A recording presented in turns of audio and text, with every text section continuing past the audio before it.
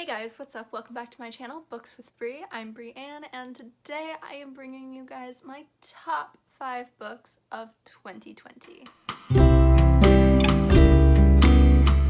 Book 1 on my list of top 5 books of 2020 was House of Earth and Blood by Sarah J. Maas, which is the first book in the Crescent City trilogy, and I am going to take the opportunity right now to acknowledge the fact that this author does not write good representation and is not inclusive in the diversity that she writes, not just in this book but in her other books. And I will give a trigger warning for violence and murder that take place in this book.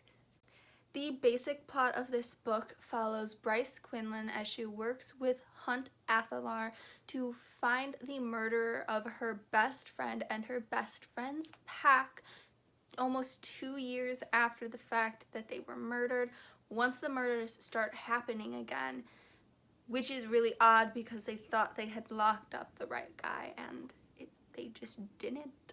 Personally, I really loved this. It had me crying, and I was really frustrated with some of the characters and the actions they took because sometimes they didn't make sense and they weren't logical, but it did everything in its power to continue on with a strong plot line. That's what really got me with this, and then I could really connect to Bryce Quinlan, and I loved it. I do recommend it, but be aware of the author, and I got this book before I knew Sarah J. Maas was as problematic as she was, so I was not able to buy this secondhand, but I do recommend buying it secondhand because there are some really cool editions you can find secondhand, and imagine finding a copy of this annotated with somebody else's thoughts. It would be so cool.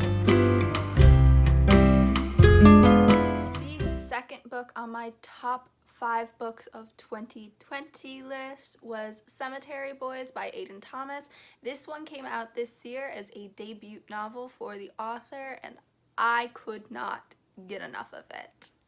The basic plot of this book follows Yadriel as he tries to prove himself a real brujo to his family because he is a transgender queer boy living in a more conservative Latinx family, and when he goes to try and prove himself by calling forth the soul of his cousin who just died, he accidentally calls the wrong spirit, and that spirit refuses to leave as Yadriel tries to set him free into his afterlife. And so Yadriel is pushed to help him say goodbye to all of his friends and try and find his body, which leads to an even bigger mystery. And oh my god, this was such an amazing book, and I totally recommend it. It has amazing representation, and it really explores different relationships, not just between Yadriel but between other characters within the book that are mentioned, and it was so good, and it was really emotional. I could not stop crying at the end at all. The third book on my list of top 5 books of 2020 was They Both Die at the End by Adam Silvera. This was personally my first time reading a book by this author specifically, and I have to say I don't regret it in the slightest. This author has become one of my new favorites, and I can't wait to pick up more books by him.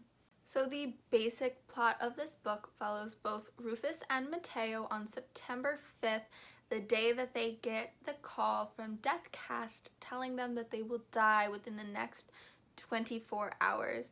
And for some reason, both of them are looking to make a new friend on their last day alive, and so they both join the app called Last Friend, and through it they meet and try to live the fullest that they can and try new things that they wouldn't have all in a single day. And it explores the levels of different relationships between different people and sexuality and just how emotional things will be. It's so sad. I cried almost all the way through this book. Within the first 20 pages I was crying, and I definitely recommend it to like everyone. The fourth book on my top 5 books of 2020 list was Anna and the French Kiss by Stephanie Perkins, and usually I don't tend to read contemporary books, and at the beginning of the year I was just looking for something different to read other than like fantasy and dystopian, so I picked this one up and I could not put it down. I read it in one night. So the basic plot of this book follows Anna as she's attending this new prestigious boarding school in Paris, and how she works through the culture shock of being moved from a school in America to attending this school in Paris where she knows nothing about the culture or the language, and her trying to make new friends and, you know, like any teenage girl, developing a major crush on a sweet boy that just so happens to have a girlfriend.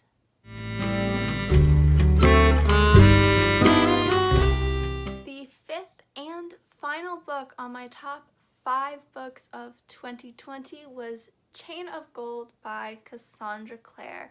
This is the first book in the Last Hours trilogy, and this copy of it is my UK finished copy.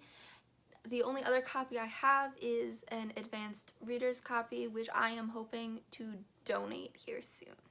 So the basic plot of this book follows the children of the cast of the Infernal Devices trilogy, also written by Cassandra Clare, as new sorts of demons start attacking London, and they had been in a sort of peace era where demons for some reason had stopped attacking London with as much ferocity as they had before, and so these shadow hunters who are not completely prepared to battle real demons are forced to battle these creatures that they have no knowledge of. On top of the fact that it also delves into the relationships between all of these kids and how they have to interact together, and it mostly explores the love Cordelia Carstairs has for James Herondale, even though he is promised to marry another. Those were definitely not all of my 5-star reads from 2020, but those were my top 5 books that I have read so far this year, and I cannot wait to see what the next top 5 books for 2021 will be. That was it for today's video, guys. I hope you enjoyed. Please don't forget to like and subscribe, and let me know down in the comment section below some of your top books of 2020, because this year was so hard for everyone and these books just really got me through it, and I want to know what books got you guys through it.